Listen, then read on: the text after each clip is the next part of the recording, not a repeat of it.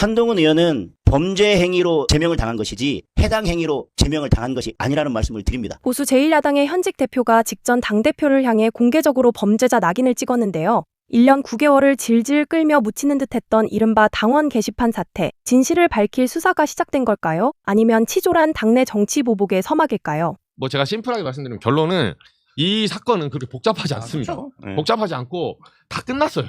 조사하고 다 끝났고 나머지는 그냥 절차대로 사람만 부르면 돼요. 그러니까 무슨 말이냐면 경찰이 저거 서버 관리 앞세겠잖아요. 예. 그럼 예를 들면 서버를 들고 날라야 뭐 이거를 시급하게 지금 앞세간다 이런 거 같아요? 지난번에 이 문제 있었을 때 그 당시에 보존 명령 해놓은 거예요, 사실은. 아. 미러링을 떠났다고요. 예, 예, 예. 있던 거야. 그 자리에 있었어요. 예. 그 자리에 있던 걸 갖고 간 거예요. 네. 왜? 1년 9개월 동안 놔두다가. 왜냐? 이번에 서울청장 새로 오거든요. 연말에 이제 인사합니다. 이재명 정부의 첫 경찰청장이 이제 인사가 나요. 아직도 임명이 안 됐군요. 안 됐잖아요. 예, 사람들 예. 다 모르지만 예. 예, 조지호 그때 구속됐잖아요. 조지호. 계엄에 지금 갔다가 이제 연결되기 나왔으니까. 때문에. 김봉식 네. 예, 서울청장.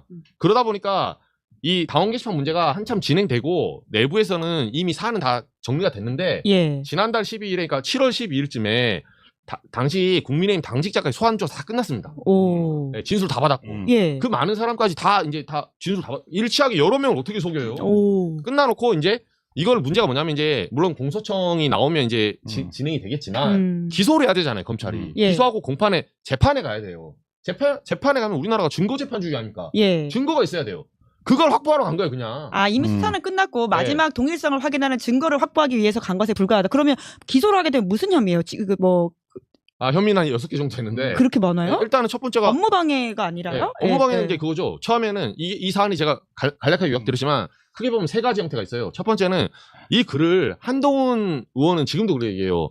우리 가족이 사설이야 칼럼 올렸습니다. 그걸 물어본 게 아닙니다. 명의도용을 했냐고 물어봤잖아요. 네. 진영구 씨가 진영구 본인이 썼냐 이거야. 그게 업무방해인 거죠? 네, 예. 그러면 이제 예. 그 명의도용을 했기 때문에 게시판에 대한 정당의 게시판에 대한 업무방해 첫 번째. 그리고 이 업무방해 조금 좀 달라지는 건데 새벽 시간에 이 게시판이 셧다운이 돼요. 셧다운. 예. 근데 글이 지워졌네. 아. 근데 그게 하필 한동훈 의원 가족들 글이야. 음. 예. 그리고 그 글이 거의 괴가 일치래요. 글이 막 중구난방 예를 들면 이재명도 욕하고 이재명 대표도 욕하고 뭐 예를 들면 그 당시에 예. 윤석열도 욕하고 김건희도 욕하고 누구도 욕하고 트럼프도 욕하고 이게 아니에요. 주구장창 김건희하고 윤석열만 욕하는 괴를 갖고 있어요. 삭제된 게. 그렇죠. 예. 예. 그게 복붙돼 있고 막 이런. 예. 그러니까 그 글들만 지금 지워졌다는 이 의혹에 대해서 당에서는 이미 확인해 줬어요. 당무감사위에서. 예. 그 부분 그 서버에 다 남아 있으니까.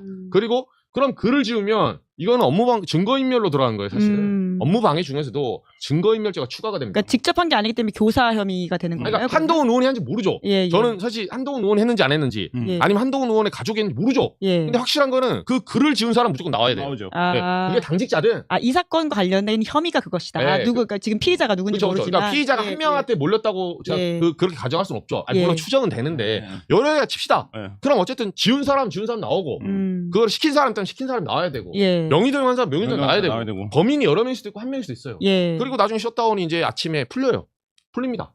풀리고 나서 그 그때는 서병수 그러니까 서범수. 예, 예. 서범수 사무총장이었거든요. 서범수 사무총장이 진상 조사를 시켜요. 야, 우리 이 정당의 제1야당의 여당이죠. 제1여당의 정당이 지금 해킹당했다. 야, 조사해라. 셧다운 됐다. 예, 이 해킹범 무조건 잡아야 된다. 그래서 당직자들이 조사에 들어갑니다. 아니, 원래 사무총장실 그거 하라고 있는 거예요. 그래서 자기들이 써보니까 자기가 확인할 수 있잖아요. 그리고 여기는 당원 게시판이기 때문에 생년월일이 가능해요.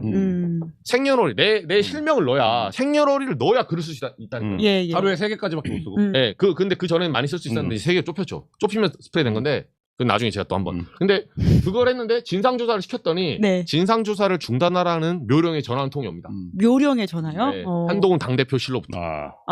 이거는 제가 이미 다 증거 받았고, 예. 취재된 상태고, 네. 당무감사실도 다 알아요. 경찰도 알 거야. 기록에 남을 테니까. 아이, 예. 진술을 가면 그거 어떻게 뻥을 치니까. 그래서 이 조사를 해킹범 잡아야 되지 않습니까? 잡아야 되는데 아침에 조사를 하고 있는데 열심히 하려고 하는데 갑자기 전화가 와요. 중단하라고. 예. 네. 왜 중단하라 했을까? 왜 갑자기? 그 누가 그랬을까? 전화 건 사람이 누구냐? 누가 그랬을까? 예, 그래서 예. 당대표실에서 누군가가 제가 누군가는 모르지만 어쨌든 전화한 사람이 있다는 건 확실한 거고 받은 사람이 있으니까 그 사람도 경찰에 나와야 되는 거예요. 전화간 거죠. 지금 일을 어느 방향으로 하시는 거예요? 이렇게 하는 거죠. 예. 예. 저희가 해킹범 잡겠습니다. 예. 그게 맞는 방향이에요? 무슨 방향인가 모르겠네. 예. 예, 이렇게. 게시판을 던져버려. 익명 게시판. 단계. 예. 혼종이라 혼종. 언제까지? 너무 혼종인 것 같으니까 다시 이제 단계 게시판 사건으로 넘어가면. 송영길 대표가 생각나요. 예.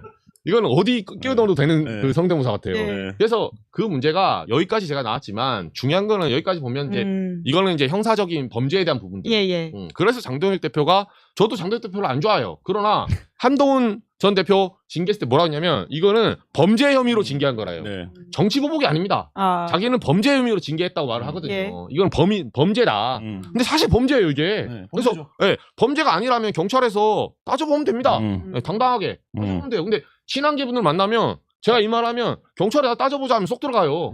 근데 또 윤민희 윤리위원장의 잘못된 보도서를 내가지고 잘못되게 알려진 사실이 있기 때문에 이걸 바로잡을 수 있는 기회다 이렇게 또 친한계에서 말하지 그 않습니까? 맞는데 제가 그래서 예. 그걸 제가 말씀드릴게요. 윤민희 위원장이 예를 들면 물이 있어. 물이 있는데 물을 이렇게 갖고 와야 되잖아요. 근데 물을 뚜껑 열고 엎었단 말이에요. 윤민희 위원장이. 예. 윤민희 위원장이 사람이 얼빵하니까 그래서 제가 그렇게 손대지 말라고 이거 내가 취재하고 있는데 증거 오염시키지 마. 예. 아니 이걸 왜 물을 엎어? 그러니까 이제 엎은 거 가지고 시비를 거는 거예요. 그래서 저는 뭐냐면 원소스로 가자 이거야. 알겠고. 윤민우 위원장 그 띄엄띄엄한 사람 그런 사람 빼고 얘기하자고. 그러니까 얘기 안 된 사람 빼고. 윤민희 위원장이 냈던 보도자료가 틀린 게 있긴 있다는 틀린 말씀이시죠? 게 있어요. 예. 그러니까 나한테 물어보고 보도자를 냈어야지. 네. 그런 걸 막 함부로 내고. 윤민희 위원장이 왜 이정식 씨한테 아니 잘 알지도 물어봐요? 못하면서 띄엄띄엄하게. 예. 아니 머리가 나쁘면 손발이라도 아니, 부러는데 나한테 전화해야 될 거 그런 말은 아닙니까? 하지 말고. 알겠습니다. 네. 쿨다운. 윤민이 보고 있어요? 네. 아니요, 쿨다운. 네, 알겠습니다. 예. 아니 그래서 저는 이제 요지가 뭐냐. 네, 우리가 원초적으로 원소스로 들어가자는 아. 거예요. 다시 본질로 들어가자. 예. 본질은 그날 2024년 11월 5일날 발생한 거 아닙니까? 네. 그날 이제 여러 가지 소동이 2024년 12월 5일. 네, 11월 5일 밤부터 발생했다. 아. 그럼 그 사건에 대해서 본질로 가서 네. 아까 말한 명의 도용 예. 그리고 게시판 글 삭제 예. 그리고 나중에 이제 증거인멸 뭐 그게 교사든 뭐든 업무방해 이런 거를 하나하나 따져보자 이거죠. 사실관계를. 그러니까 누구든 기소가 될 수 있는 정도의 범죄 혐의가 지금 경찰 수사를 통해 가지고는 그렇죠. 일정 부분 나왔다. 지금 이 말씀이신 그렇죠. 거잖아요. 그리고 이게 네. 증거가 있어야 기소가 됩니다. 이제. 그렇죠. 네. 그래서 요 단계에 지금 거의 왔다. 예. 저는 이제 사건에 무슨 사실관계 파악 끝났어요. 예. 의미가 없다니까 다 픽스가 됐는데. 네. 그래서 안철수 의원이 맨날 공격하잖아요. IP 공개하라고. 그러니까 이제 이런 거죠. 그러니까 지금 한동훈 의원이 사과한 거는 우리 가족들이 일부 그 글을 썼다 여기까지 하고 인정하고 사과를 한 건데 그 명의 도용이 예를 들면 당직자에게도 된 건지 아니면 뭐 그게 이제 장해찬 최고나 이렇게 얘기했던 팀 한동훈이 있었던 건지 뭐 이런 부분들이 또 추가적인 거고 그게 만약에 댓글을 단계에서 뭐 예를 들면 그 IP가 집이 아닌 데에서 IP가 나왔다 예. 이러면 사실 또 다른 국면인 거잖아요. 그런 부분들이 있는데 그런 뒤에 얘기들 하나도 안 하고 있는 거고 지금 이제 이종주 기자가 보도했던 내용은 그 와중에 셧다운을 했었고 셧다운을 해서 일부 그 시기에 삭제됐었고 다음날 당 차원에서 그걸 조사하려고 했더니 당대표실에서 그걸 막은 게 아니냐 여기까지 지금 가 있는 거죠. 그렇죠. 네. 만약 당직자를 움직여 자신에게 불리한 흔적을 조직적으로 은폐하려 했다면 이는 명백한 증거인멸이자 업무 방해라는 초대형 형사범죄입니다. 경찰이 이제서야 영장을 들고 들이닥친 이유가 바로 여기에 있는데요.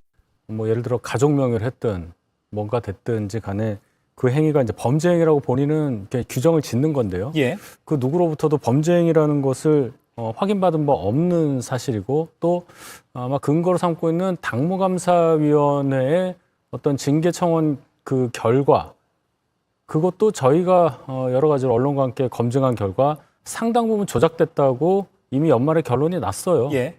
근데 이 조작된 결론을 가지고 범죄 행위다. 이렇게까지 얘기한 거는 선을 넘어도 한참 넘은 거고요.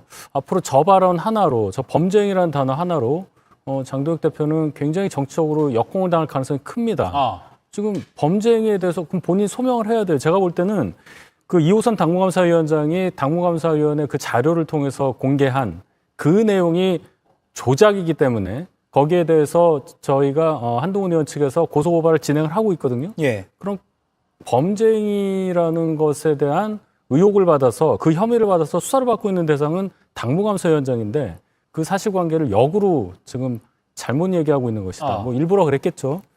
이 발언에는 큰 책임이 따를 것이라고 저는 생각합니다. 일부러 그랬다. 그러니까 뭐 이렇게 회자도 되고 지금 일종의 뭐 위기를 좀 타개할 수 있는 그러니까 센 발언 해야 돼라고 좀 전략적으로 한 걸까요? 저렇게 나오면 한동훈이라는 사람이 범죄를 저질렀구나. 범인이구나. 뭐 이렇게 인식하실 수도 있잖아요. 예. 그냥 듣는 분들 입장에서는.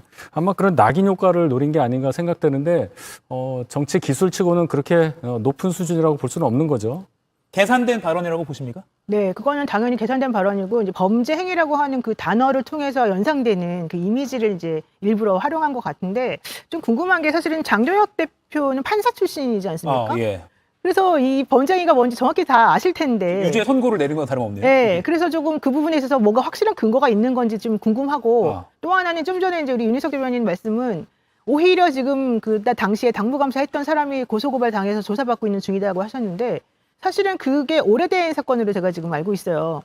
그러면 어느 정도는 경찰이든 뭐 어디서든 간에 결론이 났을 것 같은데 아직도 안 났다 그러면 왜 안 나는 건지 뭔가가 있는 건지 좀 의심스럽거든요. 그런 상황이라고 한다면 어쨌든 한동훈 의원 측이든 아니면 그 당시에 당무감사를 했던 사람 측이든 한쪽에서 뭔가 결론이 나오면 그 결과가 사실은 공개가 되는 것이 맞을 텐데 그런 건 하나도 없이 그냥 여기는 조작됐다고 말씀하시고 저쪽에서는 그거는 범죄에 저지른 사람이 이런 사람이다라고 말씀하시면 사실 우리 같이 바깥에서 보는 사람 입장에서 좀 헷갈릴 수 있거든요. 예. 그래서 저는 그 부분에 대해서 좀 명확하게 국민의힘 측에서 얘기를 해주는 게 맞겠다 생각이 듭니다.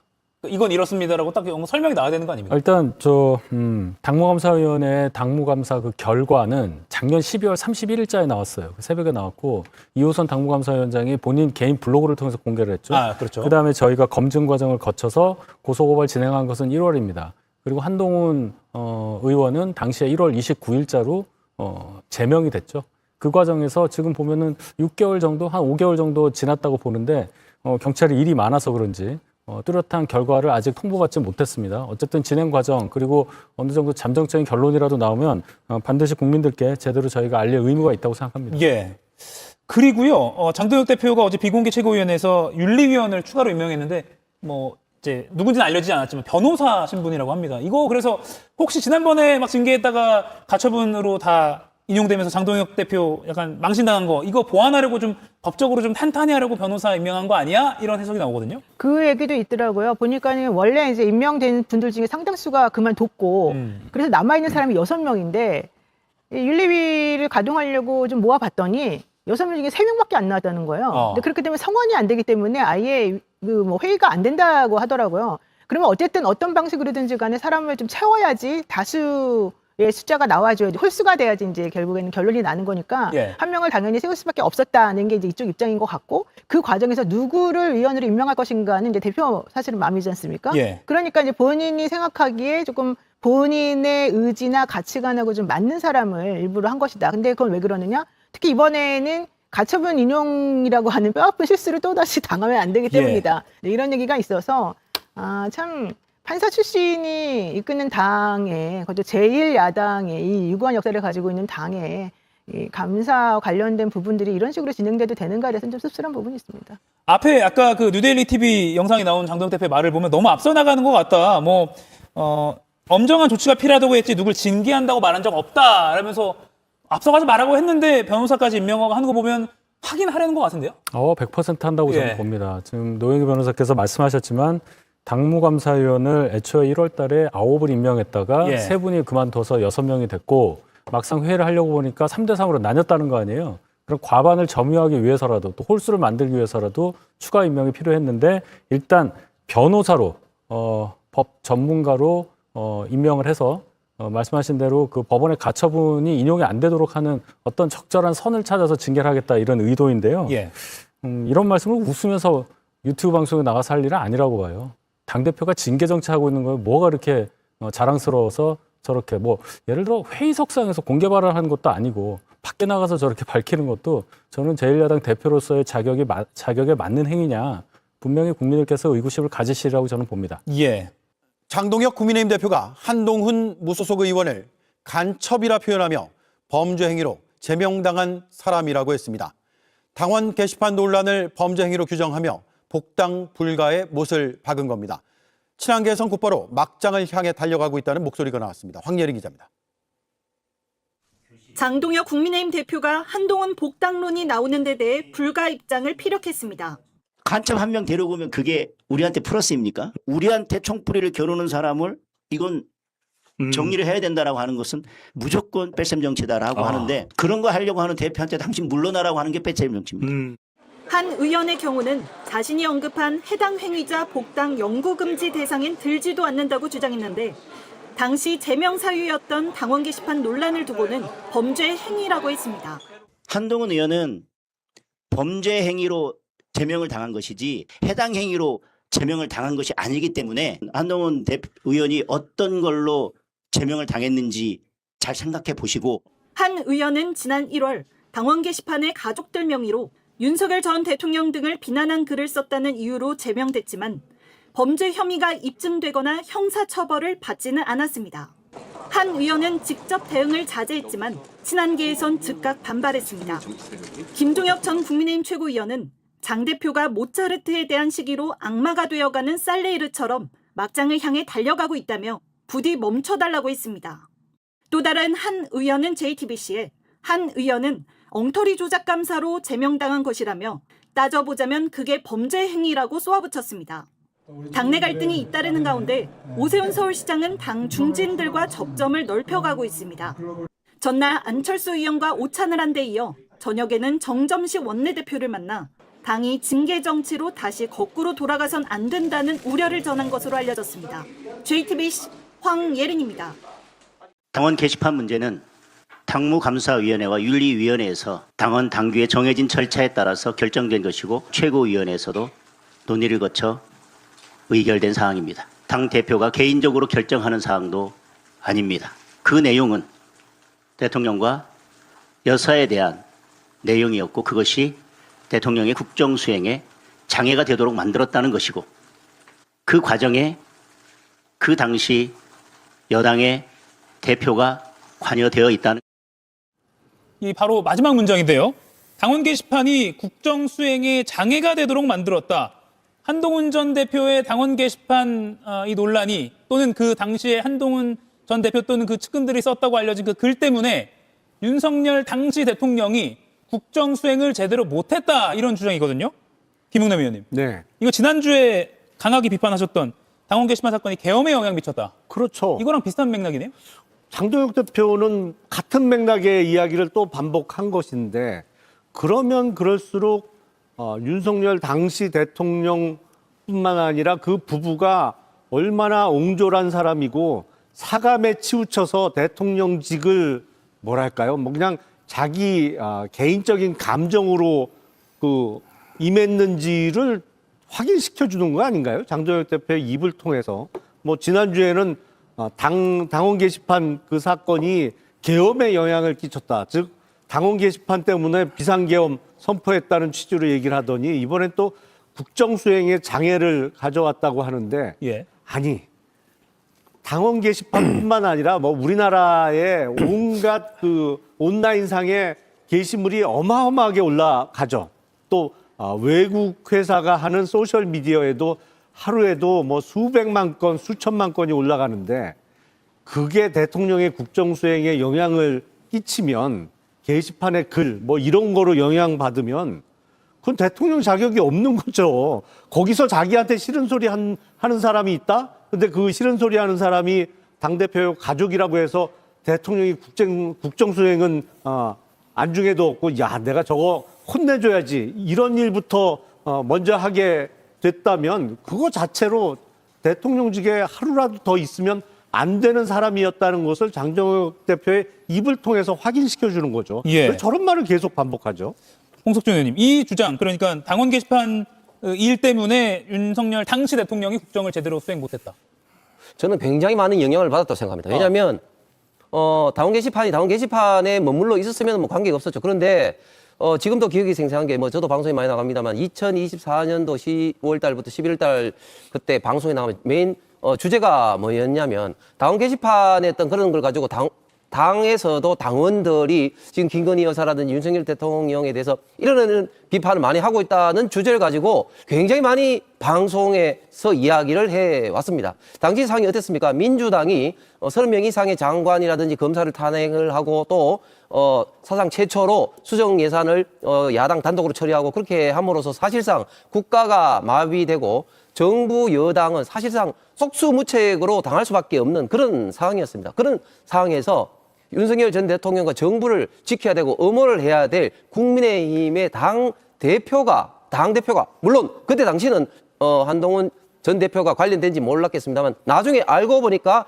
관계됐단 말이죠. 예. 그런데 그 당 게시판에 관련된 글로 인해서 언론에서 부각을 해서 계속해서 방송에서 떠들고 왜 김건희 여사가 사과를 하지 않느냐 하는 식으로 해서 당원들조차도 굉장히 요구를 많이 하고 있다는 것을 기가 따갑게 방송에서 많이 했습니다. 그런 것들이 국정 수행에 장애가 안 되고 도움이 됐습니까? 그렇기 때문에 거쳐온 이런 어떤 것을 따지고 보니까 그때 당원 게시판 어떤 사건이 정말 당정 간의 갈등을 초래된 그리고 국정을 혼란하게 만든 큰 원인이 되었던 것 같습니다. 그런 측면에서 지금 장동혁 대표도 다시 한번 강조한 것 같습니다. 아니 제가 드는 의문이 그러면 홍 의원님 생각에도 그런 본인에 대한 비판을 못 견뎌 할 정도로 뭐 거기 당원 게시판에 올라온 글 내용이 그다지 틀린 내용은 없었던 것 같은데 하여튼 본인에 대해서 싫은 소리는 정말 일도 못 참을 정도로 윤석열 대통령의 마음 씀씀이가 간장 종지보다도 작은 거는 사실이란 말씀이에요? 그런 취지예요? 아니 그게 아니죠. 그러니까 예를 들어서 정당한 당원 게시판의 어떤 사례라면은 뭐 방금 김 의원님 말씀하신 것처럼 그 윤석열 전 대통령이 옹졸하다 이렇게 평가를 할 수 있겠지만 지금의 상황은 정당한 당원의 비판이 아니라 한동훈 전 대표의 가족들이 쓴 거는 아닙니까? 그렇기 때문에 그런 것 때문에 결국은 국정이 흔들리는데 이 당원 게시판에 있던 문제가 한동훈 전 대표의 책임이 가볍다고는 볼 수가 없죠. 아니 그게 기사를 이용하거나 인용하거나 뭐 그런 내용인데 그게 당대표의 가족이 썼던 아니면 국민의힘의 뭐 무명의 당원이 썼던 그게 뭔 그런 큰 차이가 그리고 나요. 당원 게시판은 본인이 실명 인정해서 들어가야 되기 때문에 외부에서는 통상적으로 잘 들어가지도 못합니다. 아니 그러니까 당원이 썼으면 뭔 차이가 나는 거예요? 결론은 그게. 이걸 가지고 언론 플레이를 한 거죠. 예, 여기까지 들을게요. 저도 정강재 한 말씀만 보태자면 사실 2024년 11월에 이 당원 게시판 문제가 불거지기 전만 하더라도 당원 게시판에 가서 저조차 제가 패널로 활동합니다만 예. 당원 게시판에 가서 당원이 어떤 얘기하고 있는지 그 살펴보지 않았습니다. 그런데 그게 문제가 된 이후에 당원 게시판을 자꾸만 이렇게 부각시키고 있는데 이때 당시에 정말로 한 전 대표의 가족 4명이 썼다는 글들, 지금 한 전 대표도 인정하고 있으니까 4명이 글을 썼다는 것은 인정해야겠죠. 그런데 전체 당원 게시판에 나오는 문제 가운데 이 4명의 의견으로 과연 국정 운영이 어려울 정도로 지장을 받았다? 이렇게 판단하기는 어렵다고 생각할 수밖에 없는 거죠. 그러니까 이것이 뭐 윤석열 전 대통령의 국정 운영을 어렵게 해서 결국엔 탄핵이라는 그 극단적인 조치까지 갔다라고 하기에는 논리적 비약이 너무 많고 당시에 있었던 여론의 형성이라는 것, 그게 뭐 언론이나 이런 데서 제기됐었던 문제들이잖아요. 그거를 근데 이 단 4명의 그 당원 게시판 문제로 인해서 불거졌다라고 책임을 묻기에는 너무 좀 논리가 비약되어 있다라는 평가를 상식적으로 할 수밖에 없다는 말씀드립니다. 예. 한동훈 전 국민의힘 대표가 당윤리위원회 제명 결정 이후 송구하다면서 처음으로 사과했습니다. 제명이 정치 보복이란 입장은 유지했는데 친윤계는 사과를 빙자한 금쪽이 투정이라고 날을 세웠습니다. 한민정 기자입니다. 당 윤리위원회의 제명 처분은 또 다른 계엄이라고 반발했던 한동훈 전 국민의힘 대표가 사과했습니다. 상황이 여기까지 오게 된 것에 대해서 그리고 국민 여러분과 당원들께 걱정을 끼쳐드린 점에 대해서 당을 이끌었던 책임 있는 정치인으로서 송구한 마음입니다. 민생은 안중에도 없이 서로를 향해 범죄자, 조작범이라며 손가락질하는 보수 진영의 처참한 민낯. 과연 누가 살아남고 누가 철창행 티켓을 쥐게 될지 끝까지 지켜보겠습니다.